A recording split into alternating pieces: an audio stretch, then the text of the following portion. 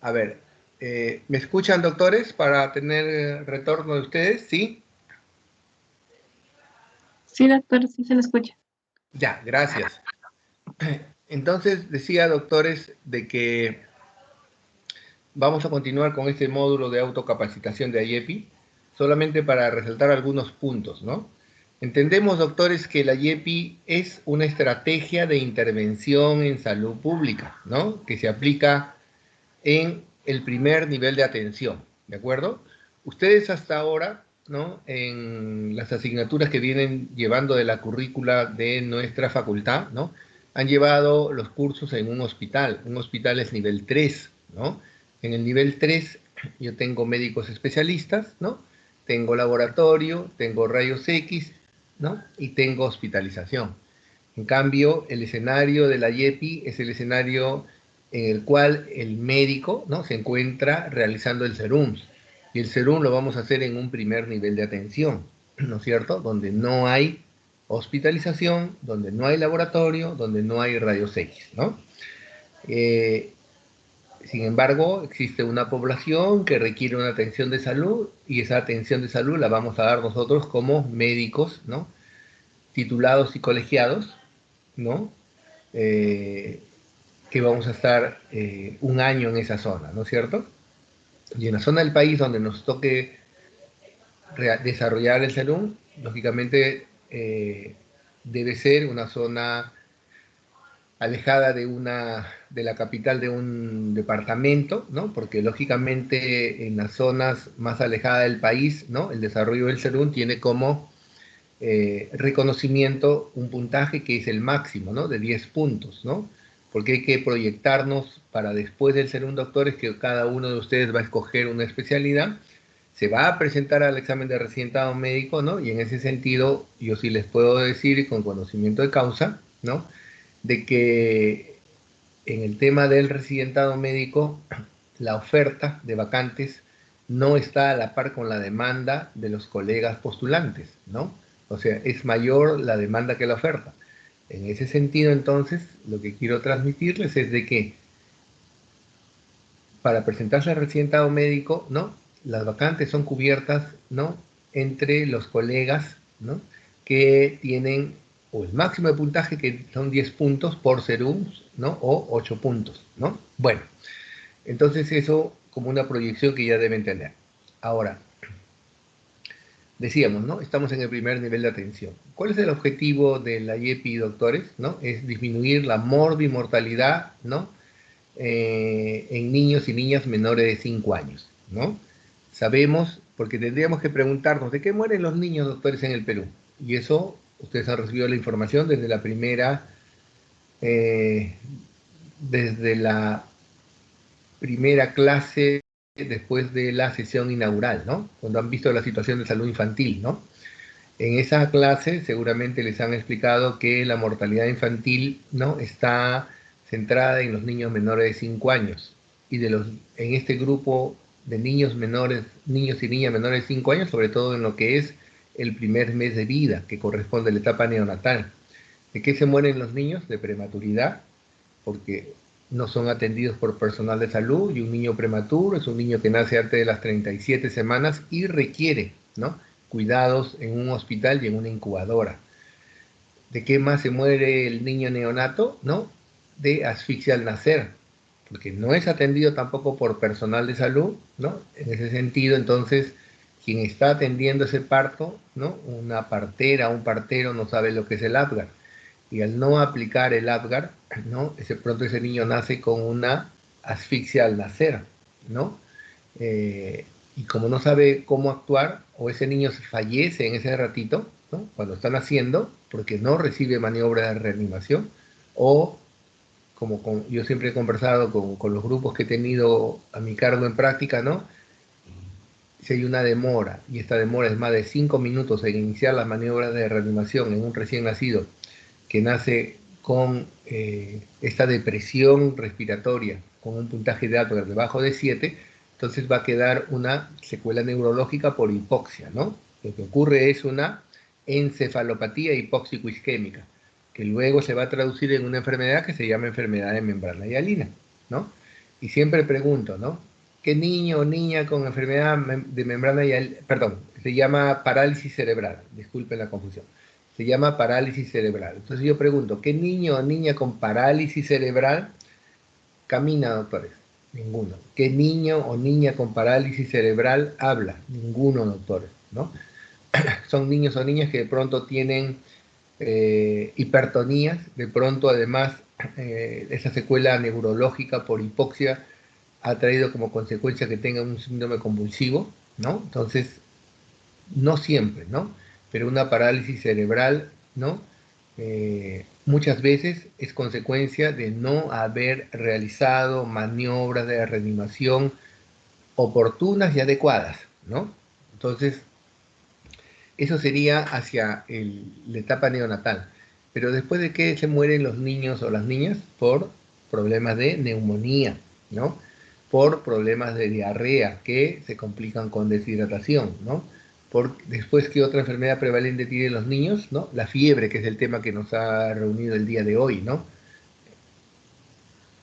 Después de la fiebre, problemas de oído, problemas de garganta, ¿de acuerdo? ¿No?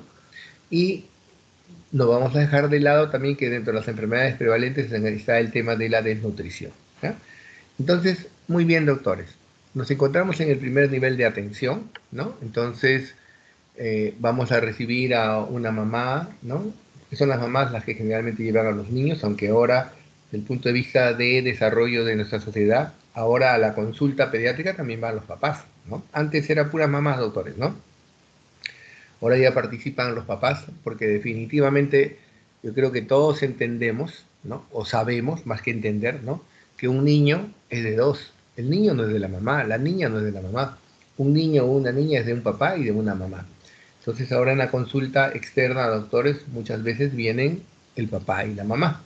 Bueno, entonces cuando recibimos un niño en la consulta del primer nivel de atención, no pensemos en el hospital, doctores, estamos en el primer nivel de atención, ¿no? Entonces, saben ustedes que lo primero que tenemos que determinar si es que este niño o niña presenta algún signo de peligro en general. Si presenta algún signo de peligro en general de 4 que me desarrolla YEPI, simplemente lo voy a referir. ¿Por qué? Porque yo no tengo cómo hospitalizarlo, ¿no? Si no tiene signo de peligro en general, pasamos a evaluarlo a través de esta estrategia, ¿no? Que se llama YEPI, ¿no? Entonces viene primero resolver si es que el niño tiene tos o dificultad respiratoria, si el niño tiene diarrea, ¿no? O si, como vamos a ver y vamos a compartir en este momento, ¿no? Si ese niño, ¿no? O niña tiene fiebre, ¿no? Entonces, veamos, doctores, a ver, vamos a ver un ratito. Vamos a ubicar al principio para poder entenderlo claramente. A ver, acá. Entendamos, doctores, de que del material que ustedes han recibido hay el famoso libro de lectura, donde la pregunta es clara, ¿no? Dice, ¿cómo evaluar, clasificar y tratar? Quiere decir que cuando intervenimos y aplicamos a YEPI, tenemos que resolver por cada patología esos 3 pasos. Lo evaluamos, clasificamos en qué enfermedad tiene, no diagnosticamos porque el IEPI no va dirigido y no lo aplica solamente el médico, lo aplica una enfermera, lo aplica una nutricionista, lo aplica una obstetriz, que juntamente con el médico, ¿no? Son los que hacemos serums. Y de pronto ese establecimiento de salud no tiene un médico al frente. A lo mejor es una licenciada en enfermería, una licenciada en obstetricia o una licenciada en nutrición. Por eso es que está AYEPI coloca el término clasificar, no pone diagnosticar enfermedad, ¿no? Y, ¿no? Tratar, ¿no? Entonces, a ver, en este caso estamos hablando del niño o la niña con fiebre. Todos sabemos, ¿no? qué cosa es la fiebre, ¿no? Pero hay una definición. Es una elevación anormal de la temperatura corporal como resultado de una orden del centro termorregulador hipotalámico, ¿no? Además es el síntoma más común de la niña o el niño enfermo, efectivamente. Las mamás cuando consultan generalmente es porque su niño, ¿no? está con fiebre y la mamá ha podido cuantificar esa temperatura con un termómetro o porque la mamá esa es la otra situación, lo siente caliente. ¿Y qué significa que lo sienta caliente, doctores? Que definitivamente la mamá sabe la mamá sabe cuál es la temperatura de su niño, ¿no? Al tacto. Pero lo toca porque pronto no tiene termómetro a la mano y dice, está caliente. Quiere decir para la mamá que está con fiebre, ¿de acuerdo? Ahora, nuestro país, doctores, geográficamente es un país muy variado. Nosotros tenemos costa, sierra y selva. Y en nuestro país, doctores, tenemos zonas donde hay malaria, zonas donde hay dengue, ¿no? Zonas donde hay bartonelosis, zonas del país donde hay fiebre amarilla, zonas donde hay la enfermedad de Chagas, ¿no? O zonas del país donde hay alguna otra enfermedad grave, por ejemplo, una meningitis o una septicemia, ¿no es cierto? Ya. Y cuando hablamos de fiebre, aparte de descartar algunas de estas enfermedades que hemos mencionado, también si el niño presenta un cuadro febril eruptivo, ¿no? Tenemos que descartar un sarampión. ¿Por qué? Porque en este momento, como país, nos encontramos en el proceso de erradicación de esta enfermedad, ¿de acuerdo? ¿No? Entonces, todo niño que muestre un cuadro eruptivo febril, entre otras cosas, debemos descartar sarampión, ¿de acuerdo? Ya. Si no fuera esto, a lo mejor la fiebre es porque tiene un resfrío o una infección viral o a lo mejor una infección urinaria, ¿no? O a lo mejor un proceso no infeccioso. Acuérdense que hay enfermedades como las enfermedades, por ejemplo, las colagenopatías que nos pueden dar temperatura sin que ésta sea de origen bacteriano, viral, ¿no es cierto? Ya. Entonces, dice, ¿no? Por ello, al evaluar a un niño o a una niña con fiebre, se debe tener presente su procedencia. Doctores, cuando nosotros vayamos a realizar el serum, ¿no? Primero, que vamos a ver en el mapa dónde está esa zona. Y de pronto, ni siquiera en el mapa, en un mapa, doctor, está registrado la zona donde vamos a hacer el serum. En segundo lugar, vamos a tener que tener nosotros los datos demográficos de esa zona donde vamos a hacer el serum. ¿Qué quiere decir? ¿Cuánto es la población? ¿Cuántos son adultos de tercera edad? ¿Cuánto es población mujeres en edad fértil? ¿Cuántos son niños y niñas? ¿No? Y si en la zona donde vamos a hacer serum hay alguna enfermedad prevalente, ¿no? Entonces, de pronto, ¿no? En esa zona donde estamos haciendo el serum es una zona donde hay malaria, es lo que tendríamos que descartar, o hay bartonelosis, ¿no?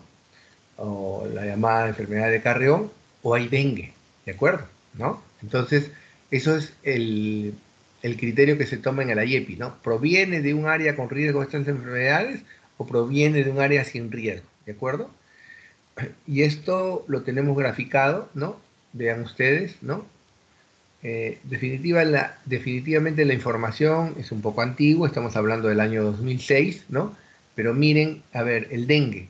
Ahora que estamos en este contexto, doctores, de la pandemia por COVID-19, ¿no? Es donde de pronto, en general, ¿no? Hablo de toda la población de nuestro país en general, se ha dado cuenta de que también hay dengue, que tiene una incidencia, ha tenido una incidencia importante a la par que el COVID-19. Lo que pasa es que como está localizada en alguna zona del país y nosotros en Lima no tenemos dengue, ¿no? De pronto no hemos echado una mirada adecuada. Pero el dengue es un problema en salud pública, ¿no? Entonces, miren ustedes por colores, ¿no? Se señala a ver dónde tenemos mayor cantidad de dengue, ¿no? Que ustedes pueden fijarse la zona. O la zona de malaria, doctores, ¿no? Donde también miren, si hablamos de la zona oriental del país, vean cómo está la incidencia, ¿no? Y lógicamente la zona de la bartonelosis que está más hacia la zona casi centro del país, ¿de acuerdo? Por eso les decía, dependiendo, nosotros podemos estar haciendo el serum en una zona altoandina, en una zona de frontera, ¿no? En una zona de selva. Vuelvo a repetir, saber dónde está ubicada. En segundo lugar, cómo es la composición demográfica de la población de esa zona que nos corresponde, ¿no es cierto?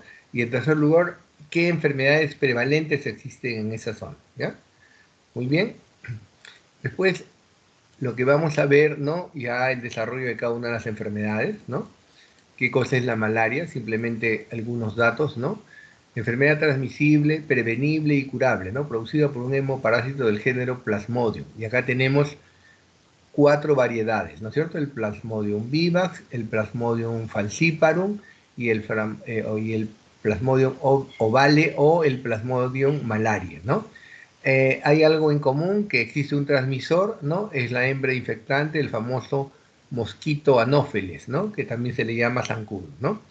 Pero de estas tipos de Plasmodium, la que es más peligrosa es aquella malaria producida por el Plasmodium falciparum, ¿no? Está identificada, ¿no?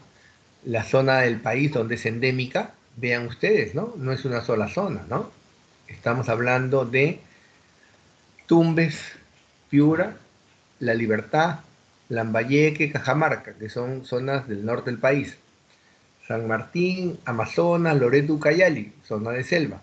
Madre de Dios, Cusco, está también Ayacucho, Pasco, Huánuco, Junín y Lima en los conos, doctores, ¿no? Lima es tan grande que también han habido casos en esta zona, ¿no? Ya. Muy bien, definitivamente esta es una enfermedad que va a aparecer sobre todo después que termina la estación lluviosa, ¿de acuerdo? ¿No? Y por eso las condiciones son las mejores condiciones para la reproducción de los mosquitos, ¿no? En las áreas cuando, a ver, no hay lluvias, ¿no? Es un tiempo donde no hay donde estos mosquitos puedan reproducirse, ¿de acuerdo? A ver, clínicamente en los niños y niñas la signología de la malaria es básicamente una fiebre con patología digestiva, ¿no? Vómitos, diarrea, dolor abdominal, además de malestar general y cefalea, ¿de acuerdo? Básicamente al examen vamos a encontrar, y esto es importante, palidez y hepatoesplenomegalia. No nos olvidemos de estos puntos, doctores, ¿no? Paciente febril, ¿no? Que muestra palidez y hepatoesplenomegalia, ¿de acuerdo? Pueden haber también algunas comorbilidades, ¿no? Como un niño con malaria puede tener neumonía, ¿no? Ah, y esta es no olvidarnos, esta es una enfermedad de notificación obligatoria, ¿no? Semanal por personal de salud de todo el país, ¿ya? La bartonelosis o verruga peruana la conocemos, ¿no es cierto? La Bartonella bacilliformes es una bacteria gram negativa. Acá también existe una transmisión por estos mosquitos del género Lutzomia, ¿no? Hay las especies que se le han denominado Verrucarum y peruensis, ¿no es cierto? Y que en la zona la conocen como titira o manta blanca, ¿de acuerdo? Se ha demostrado que el único reservorio en este caso es el hombre, ¿no? Y la principal forma de transmisión se considera que es el intradomiciliario y peridomiciliario, ¿no? Quiere decir que el mosquito pica a una persona enferma, pica a una persona sana y con eso está transmitiendo la enfermedad. Acá también hay casos autóctonos, miren, ¿ah? Ya en el norte, Piura, Cajamarca, Amazonas, La Libertad, ya Ancash y Lima, más es Huancavelica, Huánuco, Ica, Junín, Ayacucho y Cusco, ¿no es cierto? Y se ha evidenciado, ¿no?, una mayor incidencia de casos todavía cuando tenemos este famoso fenómeno del niño, ¿no? Sabemos que hay dos formas clínicas de bartonelosis, la aguda, que es anemizante y asintomática, y la crónica, que es la verrugosa, ¿de acuerdo? ¿No? La primera, la anemizante, es la que más se presenta en el caso de los niños, ¿no? Las manifestaciones clínicas, bueno, fiebre, hiporexia, síntomas gastrointestinales y malestar general, ¿de acuerdo? Igual, el examen clínico, palidez y hepatomegalia, ¿no? A ver, esta también, la bartonelosis, es una enfermedad de notificación obligatoria, ¿no? Semanal por parte del personal de salud, ¿de acuerdo? Ya. Y hablábamos del dengue, doctores, ¿no? Y decíamos, el dengue también es una enfermedad, ¿no? Viral, transmitida, pero en este caso por el Aedes aegypti, ¿no? Puede ser asintomático hasta una forma severa y fatal, ¿no es cierto? En los niños o niñas, el problema que presentan es básicamente un síndrome febril que no tiene mayor característica, ¿no es cierto? Y hay una erupción maculopapular, ¿no es cierto? A ver, entonces decimos, puede haber fiebre, exantema, es esa esa erupción que presenta. Cuando es externamente se llama exantema. Cuando existen lesiones que comprometen las mucosas se llama enantema. Acá es un exantema, ¿no? Y tos, ¿de acuerdo? ¿No? Después, doctores, vamos a ver la forma igual de transmisión es intradomiciliaria y las zonas las tenemos en el mapa, ¿no?, de distribución. Habrán 15 departamentos: Tumbes, Piura, Amazonas, Cajamarca, San Martín, Loreto, Lambayeque, La Libertad, Ancash, Huánuco, Pasco, Junín, Lima, Madre de Dios y Ucayali, ¿no? Y esta también es una enfermedad de notificación obligatoria por personal de salud, ¿de acuerdo? ¿Cómo vamos a manejar los casos en el tema de estas enfermedades, ¿no? Vamos a preguntar, a ver, para la clasificación, 4 preguntas, ¿no? ¿Tiene dengue? ¿Tiene sangrado? ¿No? ¿Presenta algún signo de alarma? ¿O está en choque? ¿No? Un choque hipovolémico, ¿de acuerdo? Aquí viene también entonces lo que es el tema, si es una enfermedad febril eruptiva, que puede ser un dengue, pero también tenemos que descartar la posibilidad que estemos frente a un sarampión. ¿Por qué? Como acabamos de decir, porque esta es una enfermedad inmunoprevenible que está en proceso de erradicación, ¿de acuerdo? ¿No? Entonces, en toda enfermedad con fiebre y erupción cutánea generalizada, ¿no?, pensar que puede ser sarampión, pensar que puede ser varicela, y aunque, a ver, ustedes ya han desarrollado el tema de varicela, el exantema, ¿no?, tiene varias fases, ¿no? Es mácula, pápula, vesícula y costra, ¿de acuerdo? Eso es lo que caracteriza a la varicela. En cambio, el sarampión es máculo-pápula. Pero hay una diferencia y una característica propia del sarampión, doctores, ¿no?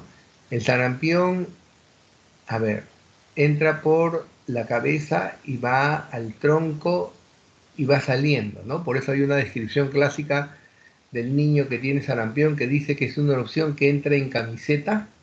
¿Cómo nos ponemos una camiseta, doctores? Por la cabeza, ¿no? Entra en camiseta y sale en calzoncillo, ¿de acuerdo? Esa es la expresión para acordarnos cómo es la distribución del sarampión. Y el exantema es máculo-papular. En cambio, la varicela es patognomónico, ¿no? Vuelvo a repetir: mácula, pápula, vesícula y costra, ¿de acuerdo? Muy bien. En el sarampión, doctores, también tenemos compromiso de las mucosas, quiere decir que tenemos un enantema también, ¿no? Por eso es que en el sarampión hay algunas características de manchitas blancas en los carrillos de la boca, ¿no? Y eso es lo que se llama, ¿no?, el signo de Koplik. Y el signo de Koplik es característico del sarampión, ¿ya? Muy bien.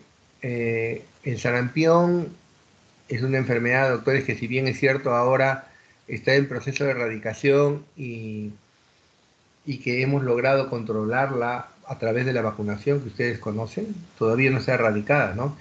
Y si hablamos de hace, yo les diría, 15, 20 años, ¿no?, el sarampión era una enfermedad, ¿no?, que atacaba a niños desnutridos, los cuales se complicaban con una neumonía y fallecían, ¿de acuerdo? ¿No? En cambio ahora no tenemos sarampión. Los últimos casos de sarampión que hemos tenido han sido casos importados, quiere decir que no son casos propios del Perú.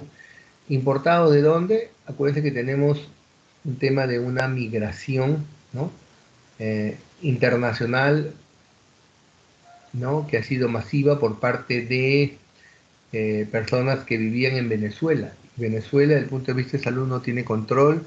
Muchos de estos niños ya venían con sarampión, ¿no?, o en fase de contagio del sarampión. Y como acá en el país, si no tenemos una cobertura adecuada, quiere decir que existen niños susceptibles, se pueden contagiar, ¿no? Pero más que todo hemos tenido casos importados, ¿de acuerdo? Entonces, el sarampión, ¿ya? Muy bien, entonces, ¿cómo vamos a evaluar a un niño con fiebre? Definitivamente, si tiene temperatura axilar de 37.5 más, acuérdense que los niños, el lugar de temperatura que vamos a utilizar es la temperatura axilar. Si tiene menos de un año, podemos utilizar, ¿no?, la temperatura rectal. Pero si fuera un niño preescolar o escolar, no utilizamos la temperatura oral porque el niño lo puede morder el termómetro, doctor, ¿de acuerdo? Entonces, Si un niño tiene temperatura axilar más de 37.5 o al tacto se siente caliente o la mamá refiere historia de fiebre, es un niño que tiene fiebre, ¿de acuerdo? Así lo vamos a comprobar, ¿ya? Entonces, el niño con fiebre, ¿no? Puede tener, ¿no es cierto?, alguna de las patologías que hemos visto. Entonces, por lo tanto, vamos a preguntar si el niño viene de un área con riesgo de malaria, de dengue o bartonelosis, o si el niño viene de un área que no tiene estas enfermedades, ¿de acuerdo? Si el niño tiene una erupción, ¿no? Preguntar si la erupción es máculo-papular, no vesicular, porque si es vesícula, no se olviden, doctores, es una varicela, ¿no es cierto? ¿Ya?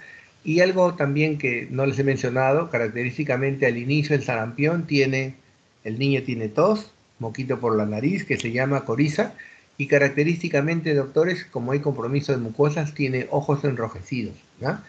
Si tiene tos, coriza, ojos enrojecidos, ¿no? Fiebre y tiene manchitas de Koplik en la boca, ¿qué cosa es eso? ¿No? Un sarampión, ¿no? Ahora, hay que pensar también, a ver, si el niño no tiene fiebre, ¿no? No evalúe más por los signos de fiebre, ¿no? Entonces ya preguntar porque de pronto puede ser un problema de oído, ¿de acuerdo? ¿Ya? O sea, tenemos que orientar, ¿no? A ver cómo vamos a enfocar el caso, ¿no? Entonces, Eh, hablando de este grupo de enfermedades que se llaman metaxénicas, entonces siempre vamos a preguntar, en la zona donde viene el niño, ¿hay riesgo de malaria? ¿Hay riesgo de bartonelosis? ¿Hay riesgo de dengue? ¿No? Definitivamente, ¿no? A ver, debiéramos hacer algunas pruebas. Un minuto, doctor.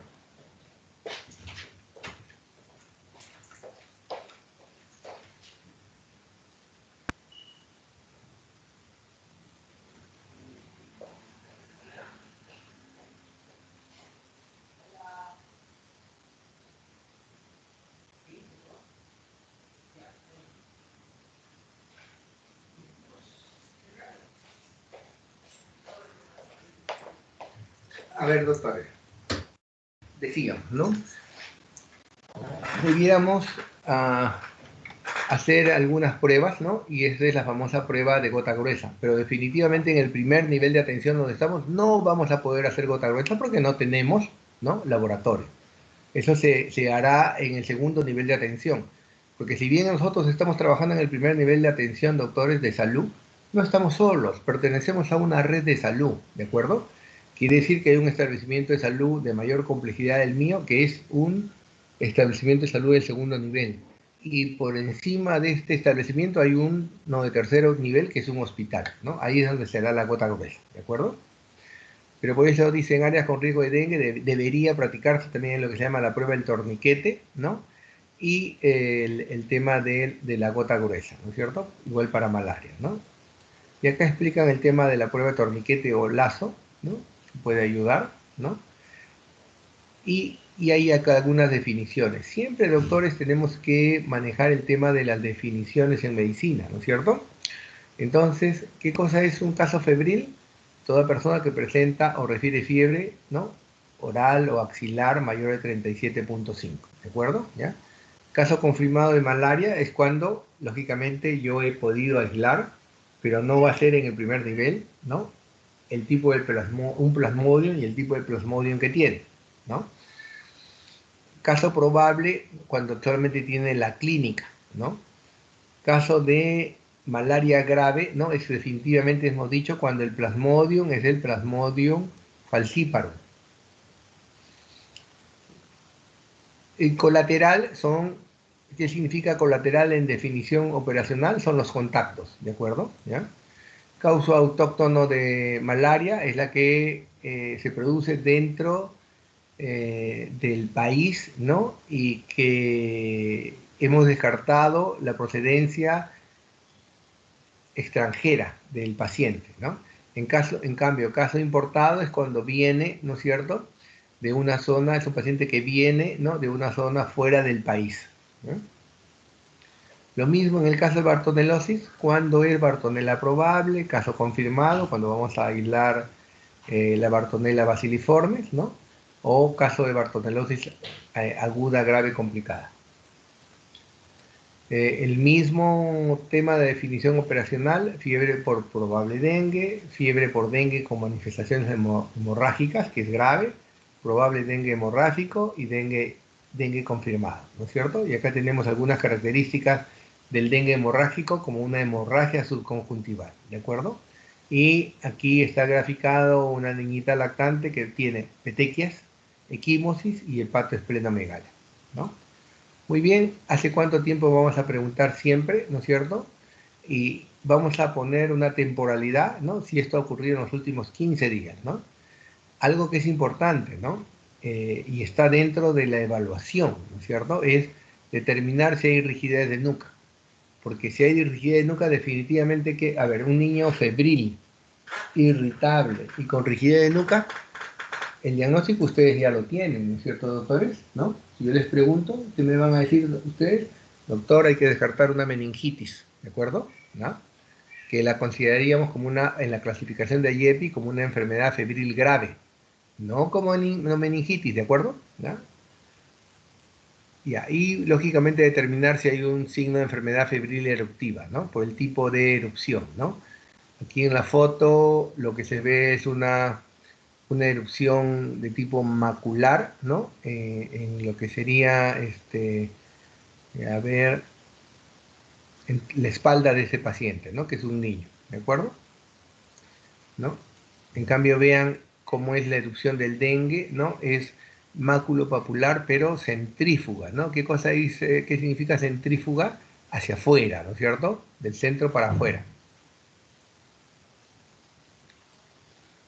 Ya, la tos, conocemos qué cosa es y hemos dicho siempre, la tos es un reflejo o un mecanismo de defensa del aparato respiratorio. Por eso en pediatría nunca usamos antitusígenos, porque si yo le doy algún antitusígeno, doctores, a un niño, estoy suprimiendo la tos. Y la tos, al contrario, es un mecanismo de defensa. La coriza, hemos dicho el moquito que cae por la nariz y ojos enrojecidos, ¿no? Y esto, por ejemplo, es una niñita que tiene, ven, ojos enrojecidos, no son sangrantes, ojos enrojecidos, puede tener moquito por la nariz, puede estar tosiendo, está febril. Si le vemos por dentro de la mucosa oral los carrillos por dentro, a lo mejor tiene cóplica y eso es un sarampión. Quiere decir de que aparece el sarampión y cae la fiebre, ¿de acuerdo? O sea, cuando aparece la erupción, la fiebre cae, ¿no? Entonces, ¿cómo clasificamos y tratamos al niño con fiebre, no? Entonces, en la parte correspondiente a evaluar o clasificar, siempre ver si es un área con riesgo de malaria, ¿no? Y acá tenemos, doctores, el famoso cuadro gráfico de colores de malaria, porque ya seguramente ustedes ya tienen el conocimiento, se parece a un semáforo, ¿de acuerdo? Rojo es peligro, ¿no? Entonces, si un niño tiene fiebre y cualquier signo de peligro en general o rigidez de nuca, la clasificación es enfermedad febril muy grave. ¿Qué vamos a hacer? Dice tomar muestra de sangre para examen de gotas gruesas y frotis, pero no tenemos laboratorio y eso no lo vamos a usar, ¿no? Dar primera dosis de un antimalárico, sobre todo si viene de una zona con malaria, ¿no? Dar la primera dosis de un antibiótico apropiado. Ya hemos aprendido hasta ahora, ¿no es cierto?, de que cuando es la primera dosis, no estamos dando tratamiento. Vamos a dar la primera dosis para el camino, doctor. ¿Qué, doctor? ¿Por qué para el camino? Porque si yo refiero a un niño, quiere decir que el establecimiento de segundo nivel está acá a 4 horas, a 5 horas, a 6 horas de acá, ¿no? Si yo estoy en el escenario del primer nivel. Entonces le ponemos la primera dosis de un antibiótico para que ojalá durante el camino ese antibiótico vaya actuando. Con una dosis de antibiótico nunca curamos a ningún paciente, doctores, ¿de acuerdo? ¿Y qué cosa vamos a darle? O penicilina G sódica o cloranfenicol. ¿Cuál es la única, y entiendan claramente lo que estoy diciendo, cuál es la única vía de administración de la penicilina G sódica y del cloranfenicol? Es la vía endovenosa, no se aplica por otra vía, ¿de acuerdo? Se aplica a la vena. Ya. Por eso es que, si yo les preguntara en este momento, a ver, doctores, pongan la manito en su pantalla, los que saben poner intramuscular, y voy a ver la pantalla llena de manitos. Muy bien, bajen la manito, les voy a decir. Pongan la manito todos los que hoy día, 17 de marzo, saben poner endovenosa. Aparecerá unas cuantas manitos, ¿de acuerdo? Entonces, es oportuno, doctores, decirles que ustedes son los próximos internos de medicina. Durante el internado, doctores, ya tienen una tarea. Tienen, así, doctores, tienen que aprender a colocar endovenoso, ¿de acuerdo? Así como ustedes saben poner intramuscular, porque les decía, ¿no? Seguramente todos van a levantar la manito, pero también tienen que poner endovenoso, ¿de acuerdo? Porque acá el tratamiento del antibiótico debe ser endovenoso, ¿ya? ¿Dónde vamos a utilizar también una vía endovenosa? Si a lo mejor el paciente tiene una diarrea, ¿no? Con deshidratación grave, ¿no? Una diarrea aguda, acuosa, con deshidratación grave. ¿Qué plan corresponde, doctores? Plan C. ¿Por qué vía se administra el plan C? Por vía endovenosa, ¿ya? Muy bien, si el niño es muy pequeño, tratar al niño para prevenir la hipoglicemia, tratar la fiebre en el servicio de salud. No vamos a proceder con la referencia mientras no le demos medicación para la fiebre, ¿no? Y dice internar. ¿Pero dónde voy a internar? Yo tengo primer nivel, no. O referir, lo vamos a referir. Muy bien. En cambio, si el niño tiene fiebre, ¿no? Bueno, y acá dice resultado inmediato en menos de 4 horas de gota gruesa, pero generalmente en el primer nivel no se hace la gota gruesa, ¿no es cierto? Tiene malaria o probable malaria, entonces ya empezamos el tratamiento con el antimalárico oral apropiado, ¿no? Y vamos a darlo en forma diaria de acuerdo al esquema del MINSA y supervisado. Y esto cae en una hilera amarilla, quiere decir que le damos tratamiento para la casa. Y si cae en verde, quiere decir de que ese niño, ¿no? Puede tener una fiebre porque viene en una zona de malaria por malaria poco probable. Y simplemente le vamos a dar tratamiento sintomático, ¿ya? Eso es en el caso de malaria. En el caso de Bartonella vamos a hacer lo mismo, ¿no? Si presenta, a ver, algún signo de peligro en general u otros signos que están acá, ¿no? Como púrpura, trastorno de perfusión, disfunción multiorgánica, y viene en una zona con Bartonella, será una bartonelosis aguda grave. Aquí, ¿no? En este caso, miren lo que dice, y está en negrita. Inicia hidratación endovenosa con catéter grueso. Entonces, ¿es necesaria o no la vía endovenosa? Claro que sí, doctores, y por eso la recomendación. Vamos a dar la primera dosis de ciprofloxacino más ceftriaxona, primera dosis, porque el paciente no se queda con nosotros, ¿de acuerdo? Tratamos la hipoglicemia, sobre todo si es un niño menor de 1 año, para el camino, ¿no? Tratar al niño para prevenir la hipoglicemia, ¿de acuerdo? La fiebre y referir urgentemente, ¿no? En cambio, si la clasificación cae en bartonelosis aguda o probable, acá tenemos el tratamiento, ¿no? Que también va a ser un tratamiento de acuerdo al esquema que se maneja por parte del MINSA. Y si cae en verde, quiere decir que no es por Bartonella, daremos tratamiento asintomático, sintomático. Después viene el tema de dengue, igual doctores, ¿no? Tengo la posibilidad de que es dengue hemorrágico, eso es grave y vamos a referirlo. Acuérdense, son ustedes médicos, cirujanos generales, no tienen ninguna especialidad en el SERUM, ¿ya? Dengue probable, ¿no? Y fiebre por dengue poco probable, ¿no? Entonces, cuando el niño viene, y acá está ya el tratamiento, cuando viene por enfermedad febril muy grave, ¿no es cierto? Acá están los medicamentos que se van a usar, acá tenemos la artemidina, ¿no? O el artemeter, ¿no? La artemidina es endovenoso y el artemeter es de uso intramuscular. Acá tenemos también para dar el tema de quinina, ¿no? Y acá está, de acuerdo al peso, acuérdense doctores, si acá bien es cierto, tenemos un intervalo de edad, pero en paréntesis está el peso, acuérdense que la dosificación en pediatría es por el peso, no dosificamos por la edad, por el peso, ¿no? Quinina, ¿cuánto es la dosis? Por eso, 10 miligramos por kilo de peso, ¿no? ¿De acuerdo? ¿No? Muy bien. Y acá hay algunas precisiones para el tema cómo se debe preparar e inyectar la quinina, ¿no?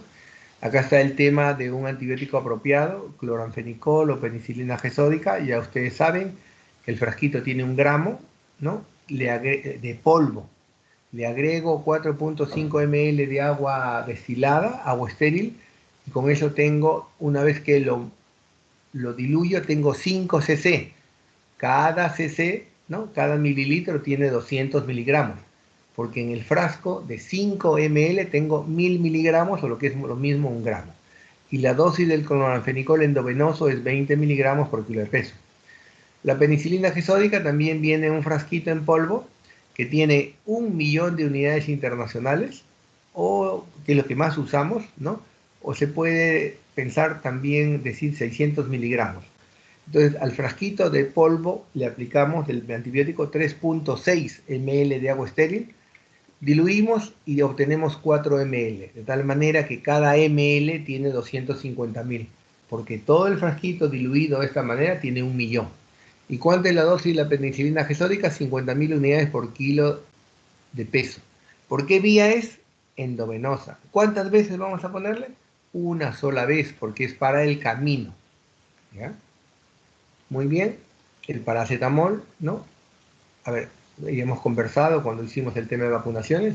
10 a 15 miligramos por kilo de peso por dosis. Acá hablan de un promedio 12, está dentro del rango, ¿no es cierto? A ver, la presentación en gotas, ¿cuál es la concentración? 100 miligramos por mililitro, ¿no? Sabemos que 1 mililitro equivale a 20 gotas. El jarabe, 32 miligramos por mililitro, ¿no?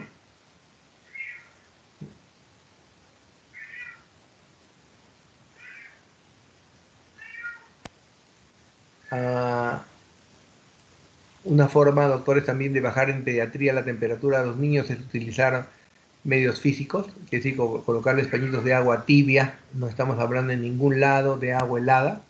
Agua tibia, doctores, ¿no? A ver, en la frente, en el cuello, en las axilas, en el abdomen, en las ingles, ¿no? En pediatría es una forma efectiva y la temperatura, ¿de acuerdo? ¿Ya? ¿No? Dice durante 10 a 15 minutos, medios físicos, mientras, porque ya le di el paracetamol, pero no actúa inmediatamente, ¿de acuerdo?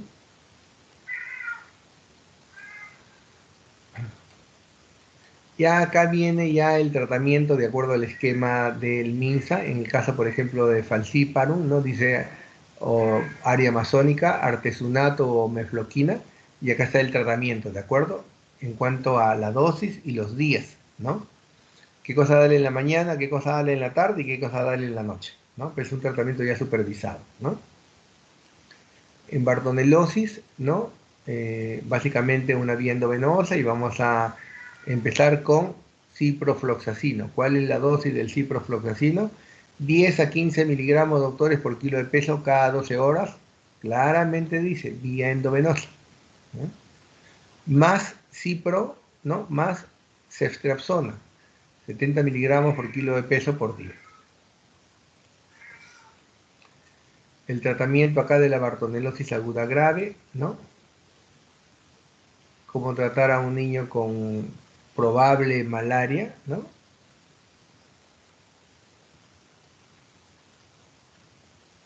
Pero para estas enfermedades metaxénicas, doctores, vamos a tener a la mano el esquema de tratamiento del MINSA, ¿no? Cuándo debe regresar al control de un niño que ha tenido estas enfermedades, ¿no? Pero que lo hemos referido, ¿de acuerdo? ¿No? Igual cómo tratar a la niña o niño con bartonelosis o probable bartonelosis, ¿no? La medicación, ¿no? Y algunas medidas de cuidado general, ¿de acuerdo? Pero eso es cuando lo vamos a hospitalizar, no en nuestro primer nivel. Vuelvo a repetir, no tenemos hospitalización en el primer nivel de atención, ¿no? Igual viene el tema de un niño con dengue. Si es un dengue hemorrágico, definitivamente tendrá que ir a un hospital, ¿no? Y acá cuando tiene alguna fiebre por algunas de estas enfermedades, pero como posibilidad poco probable, ¿de acuerdo? Ahora, ¿qué pasa si viene de un área sin riesgo de estas enfermedades metaxénicas? Entonces hay que ver a qué pueda corresponder, ¿no es cierto? De pronto tiene un signo de peligro en general o rigidez de nuca. ¿Acaso le ponemos acá en la clasificación meningitis? No, doctores, le ponemos enfermedad febril muy grave. Si tiene rigidez de nuca, ¿le vamos a hacer punción lumbar en nuestro establecimiento de salud? No, doctores, porque no tenemos los medios ni tampoco tenemos laboratorio, ¿de acuerdo? Ya. Y si es fiebre, el tratamiento básicamente es sintomático, pero sí tratando de identificar por qué se ha originado la fiebre, ¿de acuerdo? ¿No? El tratamiento cuando de antibiótico primera dosis endovenosa, que sería cloranfenicol o penigesódica, ¿no es cierto? Muy bien, entonces, después viene si se trata de una enfermedad febril. Hay una recomendación, ¿no? Que debiéramos, si estoy frente a un niño con una erupción, con una enfermedad febril eruptiva, debiera tomarle una muestra de sangre y enviarlo al INS. ¿Por qué al INS? Al Instituto Nacional de Salud, ¿no es cierto? Que está en Jesús María frente al Rebagliati. Porque es el lugar donde me pueden hacer la titulación si tengo yo sarampión o no, ¿de acuerdo? Porque cuando una enfermedad como inmunoprevenible está en erradicación, la única forma de determinar si se tiene la enfermedad o no es a través de pruebas serológicas, ¿de acuerdo? ¿Ya? Por eso tendría que enviar una muestra, ¿no? Algo que sí quiero llamar la atención, que cuando es probable sarampión, ¿no es cierto? En AYEPI nos indica que debemos dar vitamina A, ¿no? Como un tema de probable sarampión, ¿no? Acá está cómo administrar la vitamina A de acuerdo al peso, ¿no? O bueno, el rango de edades. Y cómo tratar a un niño con enfermedad febril eruptiva, que básicamente es un tratamiento sintomático, ¿de acuerdo? Después de esto, doctores, entonces corresponde, ¿no? Acá dice bien claro, ¿no? Lo invitamos a desarrollar el ejercicio 8, que encontrará en su cuaderno de ejercicio, ¿de acuerdo? ¿Ya? Entonces, eso ya ustedes lo harán en cada uno de los grupos de práctica, ¿no? En el cual están divididos, ¿no? Que estamos hablando de las prácticas de AYEPI del niño y niña de 2 meses a 5 años de edad, ¿de acuerdo? ¿No? Eh, Porque también, a ver, hoy día en la tarde ya han tenido la primera teoría de lo que es el AYEPI neonatal. El AYEPI neonatal considera a los niños desde el nacimiento hasta los 2 años de edad, ¿de acuerdo? Ya. Muy bien. Después ya viene el otro tema, doctores, que definitivamente ya en los grupos nos van a ver, ¿no? Cómo evaluar, clasificar y tratar a la niña o al niño con problemas de oído. Una recomendación, doctores, yo siempre, bueno, yo les estoy diciendo, ¿no? Ustedes son los próximos internos, ¿no? Entonces, cuando roten en pediatría, porque de pronto, a ver, ustedes deben estar empezando el internado en mayo, el día 1 de mayo, no porque sea feriado no pueden empezar el internado ese día, sí se empieza, doctores. En el internado no hay feriados. Bueno, entonces de pronto empiezan con pediatría, ¿no? Como algunos de ustedes, el internado, pediatría va a ser la segunda rotación, para otros la tercera y para otros la cuarta. Pero la recomendación es, cuando ustedes sean internos de medicina y les toque su rotación de pediatría, tienen que tener, doctores, no un otoscopio, porque ¿cómo van a evaluar problemas de oído si no pueden ver el tímpano? Entonces, ¿cómo veo el tímpano? Con un otoscopio. Entonces, no se olviden, doctores, durante su rotación de pediatría en el internado tienen que tener un otoscopio, ¿de acuerdo? Para determinar, porque definitivamente vamos a ver, ¿no es cierto?, la membrana timpánica, si esa está congestiva, porque entonces estaríamos frente a un niño con una otitis media aguda, que en siglas se llama una OMA, y muchas veces el niño viene ya con secreción purulenta que discurre por el conducto auditivo externo, entonces es una otitis media, ¿no?, supurada, ¿de acuerdo? Quiere decir que ha habido perforación del tímpano, ¿no? Eso lo podemos tratar, ¿no es cierto? El problema, doctor, ocurre cuando tenemos un aumento de tamaño detrás de la oreja y hay un dolor en esta zona, ¿no es cierto? Que se ubica anatómicamente acá, si nos acordamos, está la apófisis mastoides. Entonces lo que estaría ocurriendo sería una mastoiditis. Y cuando ocurre una mastoiditis es un problema serio, va a caer dentro de la hilera roja, ¿no? Esta es una otitis media, vean una membrana timpánica hemorrágica y congestiva, pero decíamos, en el caso de una mastoiditis cae en la hilera roja y vamos a tener que referir al paciente para tratamiento, ¿de acuerdo? ¿Qué cosa significa entonces Tumefacción dolorosa al tacto detrás de la oreja significa una mastoiditis. La mastoiditis la trato yo en mi establecimiento de salud, no doctores, cae en rojo. Y si un niño viene con una supuración visible del oído, tiene más de 14 días, ya es crónico, es una otitis media crónica, tampoco se queda conmigo, lo tengo que referir. ¿Ya? Se queda conmigo en primera persona si tiene una otitis media aguda, 5 días, 3 días, 5 días, 6 días de evolución, porque va a ir a su casa, nosotros le vamos a dar tratamiento, vamos a utilizar la amoxicilina, ¿no? Que es un antibiótico que se da cada 8 horas, ¿no? Acá dice por 7 días, ¿no? Como si fuera una neumonía. Pero la recomendación en realidad, bueno, IEPI nos dice 7 días, ¿no? Pero en la práctica, en una otitis media aguda, el tratamiento son 10 días, doctores, ¿no? Al menos, y con dosis más alta, la dosis más alta de la moxi, ¿no? Secar el oído con mechas, ustedes ya hicieron cirugía, saben que es una mecha. El objetivo de la mecha, lo que busca es que no se vaya a obstruir ese conducto auditivo y la pus pueda salir, ¿de acuerdo? Pueda salir. ¿Ya? Acá decíamos tratar al niño o a la niña con mastoiditis, primera dosis de un antibiótico, cloranfenicol o PNG sódica, endovenoso, ¿no? Y también la otitis media crónica lo vamos a referir, ¿no? Modo de limpiar un oído con supuración, ¿no? Y luego le vamos a dejar la famosa mecha, ¿no? Siempre revisar en su cuadro de procedimientos cuando se quede con nosotros, cae en amarillo, ¿no? Cuándo debe volver a consulta de control, no se olvide, ¿no?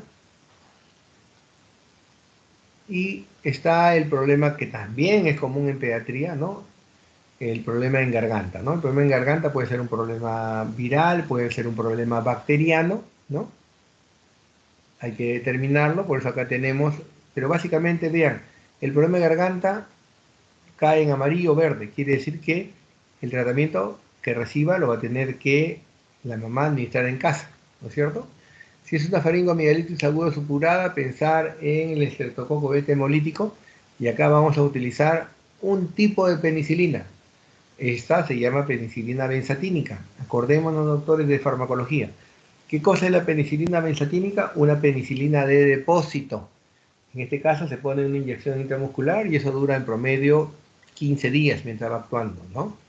Puede ser una faringitis viral o no tiene faringitis, ¿de acuerdo? ¿No? Entonces acá no tenemos hilera roja, ¿no? La dosis de la penicilina benzatínica, que es la única penicilina, bueno, intramuscular es la penicilina benzatínica y la penicilina clemisólica. Acuérdense que el nombre comercial, por ejemplo, megacilina. Pero como veíamos, cuando ponemos por vía endovenosa, sí es penicilina G sódica, que su vía de administración es solo endovenosa, ¿no?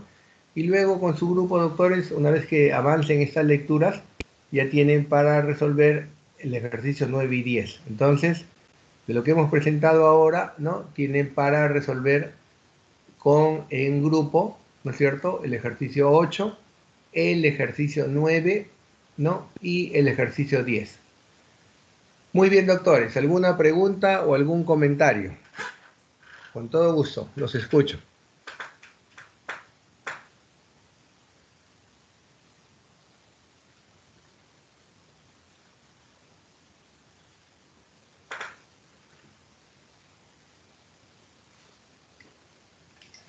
¿Ninguna pregunta, doctores?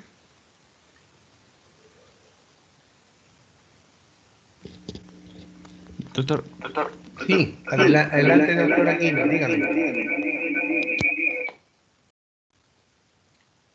Hola. A ver. sí, doctor, ¿me escucha? Sí. Se escucha como eco. Bueno, doctor, o le escribo. A ver. Doctor Aquino, si desea puede escribir su pregunta en el chat, ¿ah? Ya. ¿Alguno más quiere hacer alguna pregunta? Con todo gusto, ¿ah? Para ayudarlos a resolver la pregunta. Absolver esa pregunta.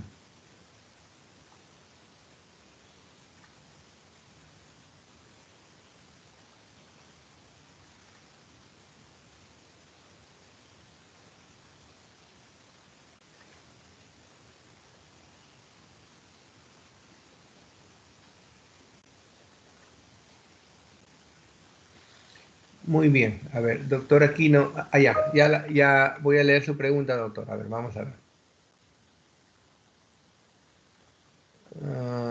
A ver, dice acá.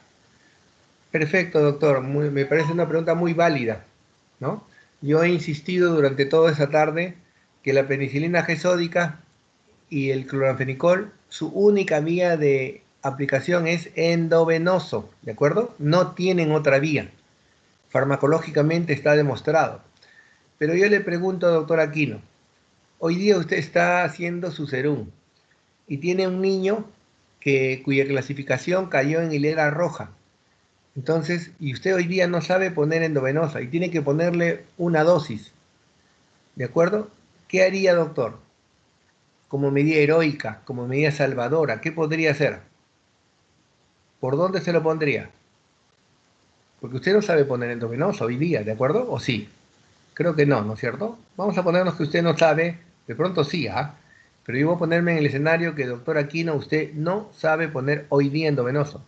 Porque incluso, mire, ustedes en el internado van a aprender a colocar endovenoso primero, porque es un aprendizaje en el adulto. Pero entenderán que colocar un endovenoso en un niño requiere más práctica, pero no es imposible, doctores, ¿ya? Entonces, doctor, a ver, contésteme por el chat. Le vuelvo a repetir, usted hoy día no sabe poner endovenoso, ¿ya? Pongamos en ese escenario, ¿ya? Y tiene que ponerle la primera dosis de penicilina G sódica. Como medida heroica, doctor, como última medida, no le queda otra salida. ¿Por dónde se lo pondría? ¿Puede escribirlo? Bueno, la intramuscular sería, doctor. Ya, pero entendamos, por favor. En el cuadro de procedimientos dice antibiótico por vía intramuscular y nos ponen el cuadrito de penicilina G sódica y de cloranfenicol. No les he mencionado la gentamicina porque tanto hemos usado, doctores, la gentamicina, hemos usado, abusado, reabusado de la gentamicina, que los gérmenes han creado resistencia y con la genta ya no curamos nada, ¿ya? Entonces por eso no le he mencionado. Pero AYEPI dice 3 antibióticos, cloranfenicol, penigesódica y gentamicina. La gentamicina, doctores, sí se puede aplicar por vía intramuscular o endovenosa. Una vez más, el cloranfenicol o la penicilina debe ser siempre, y ya con eso ya no sé cómo decirlo en otras maneras, siempre por vía endovenosa. Pero el doctor Aquino nos está preguntando, ¿no es cierto, doctor? Pero yo no sé poner hoy día, vamos a poner el escenario, doctora, yo no sé si sabe o no, pero vamos a ponernos en el escenario hoy día que el doctor Aquino no sabe poner endovenoso, ¿de acuerdo? Entonces, él me dice, doctor, ¿se la pondría por vía intramuscular? Y yo le digo, doctor, como una medida heroica, como al no ponerle nada, se lo pongo por vía intramuscular, pero no lo anoto en ningún lado, ¿de acuerdo? No lo anoto, ¿de acuerdo? Porque no, no se debe poner por vía intramuscular. Como no hay otra salida, se lo tuve que poner pues por vía intramuscular, ¿de acuerdo? Pero no lo anoto en ningún lado, porque cuando vamos a referir a un paciente generalmente hacemos una nota de referencia, ¿no? Con una pequeña historia muy rápida, ¿no es cierto?, con lo que tiene el niño y el motivo de la referencia, ¿de acuerdo? Y qué tratamiento le hemos dado. Entonces pondremos ahí, pues, se le aplicó una dosis de penicilina G sódica parenteral, punto, ¿de acuerdo? Si yo pongo ahí parenteral, se entendería que se le habrá puesto endovenosa, pues ya, pero como yo no sé, se la puse intramuscular, ¿de acuerdo? Pero vuelvo a decir, nunca afirmen, doctores, que la penicilina G sódica o el cloranfenicol se pueden aplicar por vía intramuscular. No, doctores, no se puede, no se deben, ¿de acuerdo? Su única, por eso reitero la enésima vez, su única vía de administración es endovenosa, ¿ya? ¿Ya? Entonces, con eso creo que he respondido a su pregunta, doctor Aquino, ¿sí? Ya, Sí, doctor. Gracias. ya, muy bien, ya. Muchas gracias con todo. Por favor, a mi grupo, que es Contreras, Cornejo, Coronel, De la Cruz, Fabián, Fernández y Gómez, se quedan. No vamos a hacer, quiero con mi práctica darles alguna coordinación nomás. Por favor, necesito que se queden. 2 minutos que se quede en mi grupo de práctica de IEPI. Con los demás doctores, muchas gracias. Hasta luego, buenas tardes.